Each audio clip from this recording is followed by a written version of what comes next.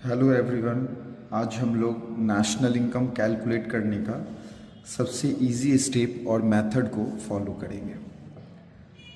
ये सबसे पहले हम आपको बता दें कि ये बहुत ही आसान सा है, वेरी इजी चैप्टर, लेकिन कुछ चीज़ों को ध्यान में रखना होगा।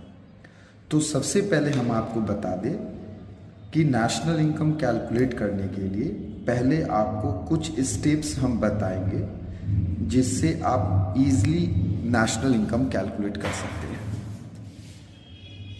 तो सबसे पहले एक टर्म है ग्रॉस का।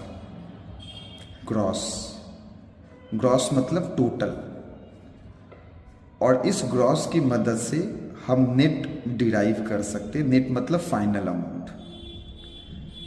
तो ग्रॉस जो है ये टोटल अमाउंट हुआ, नेट जो है वो फाइनल अमाउंट हुआ। तो ग्रॉस का वैल्यू ज़्यादा होगा नेट के वैल्यू से। तो ग्रॉस अगर ये ज़्यादा है और अगर हम नेट में जाना चाहते हैं तो हम लोग माइनस कर देंगे डेप्रिसिएशन। बहुत सारे लोग डेप्रिसिएशन को कंजम्पशन ऑफ फिक्स्ड कैपिटल या फिर रिप्लेसमेंट ऑफ फिक्स्ड कैपिटल भी कहते हैं। तो ग्रॉस बड़ा है, नेट छोटा है, तो बड़े से छोटा में आना है तो माइनस कर दिए डेप्रिसिएशन। और अगर अपोजिट जाना है इसके, तो अब छोटे से बड़े में जाना, तो जाहिर सी बात है कुछ ऐड करेंगे तभी बड़ा वैल्यू होगा, तो ये ग्रॉस हो जाएगा। तो ग्रॉस और नेट को हम लोग कैलकुलेट कर सकते हैं। ये हुआ फर्स्ट स्टेप।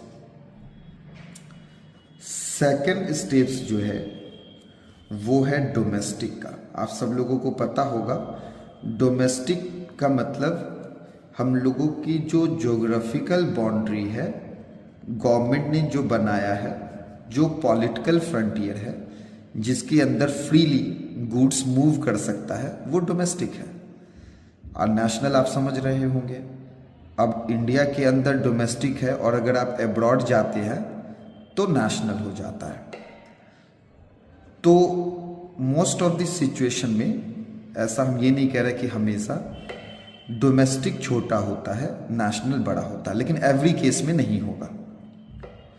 तो डोमेस्टिक से अगर नेशनल में जाना है तो प्लस कर देंगे NFIA। इसका मतलब होता